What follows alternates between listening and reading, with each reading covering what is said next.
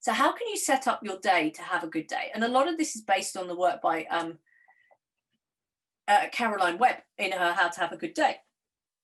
And as we've learned, our brains want to go into system one thinking. They want to go into autopilot. So they will filter out anything they perceive to be unimportant. If our brains know we have a task that we're consciously prioritizing, then our brains will make sure we see more of it. So what that actually means is the priorities that we consciously make for ourselves at the beginning of the day really do matter. So if you set an intention at the beginning of the day, what I'm going to do, it influences the filters your brain applies. So if you've got, say, something you really want to do, and you set that as, maybe write it down, maybe tell others, your brain is more likely to do that. So it's also about your mood as well. You can set an intention, I'm going to be positive. There are things that you can do, so focus on what you can control.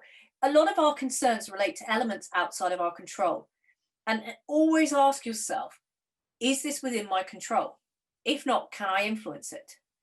If not, then let's not waste energy on it. My 14, nearly 15-year-old, when I was yelling at some kids, local kids cycling down a hill, taking pictures of themselves on a bike, doing wheelies and acrobatics on their bike, and I yelled at them being for an idiot. My son said to me, stop wasting energy on them.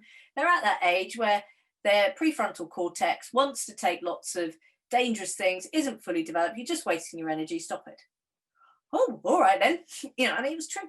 But also look for the positives or silver linings. So particularly John with knockbacks, what could be that silver lining? What's going well? What could this be the beginning of that would maybe be even better? Look at the bigger picture rather than the day-to-day small stuff. And this often helps when we're stuck. So particularly with you and Yvonne, a busy season, look at the bigger picture. How is this helping in the long term? How does this contribute to that? But also plan in review time. Review time often gives us that ability to go, wow, we've come this far. And now this is a big one. Stay in your own lane. Focus on what you're doing. It's so easy to look over at so-and-so and go, ooh, they're doing this better, simpler, cheaper than me. And often we take on the problems of others, or we take on the problem that we compare ourselves to others. So don't let anybody else's achievements or problems hijack your thinking. And another one is, surround yourself by people who make you feel good. We get an emotional boost, which is partly why it's so difficult, this social distancing.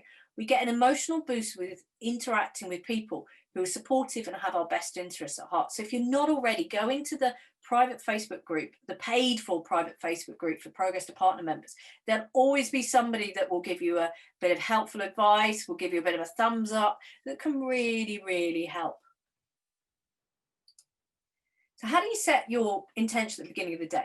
A 5-minute journaling app, there's loads of them on the Google App Store, the Apple App Store, there's loads of them. And these are great little habits that can just get, what do I want to get out from today?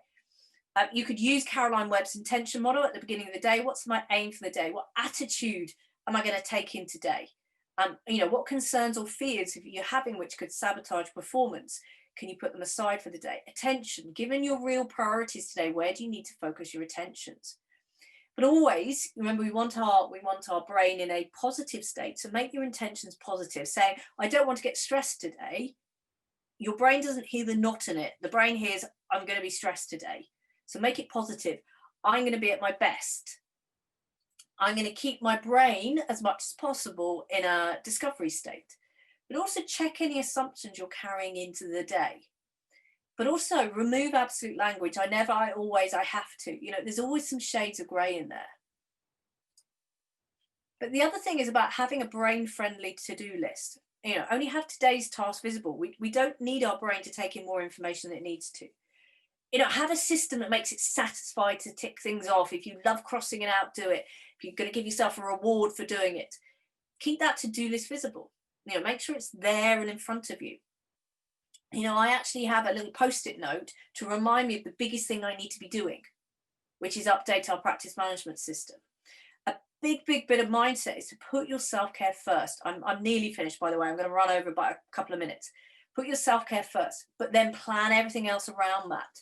And that's the thing I learned nearly burning out about 3, 4 weeks ago, was that it was so important that it doesn't matter what's going on. My exercise and what I eat goes in first. And also making sure that I get the right bedtime goes in first, even if that I miss the family quiz. The other thing is, it's so easy to get overwhelmed. So write down any ideas or tasks as soon as they come to mind.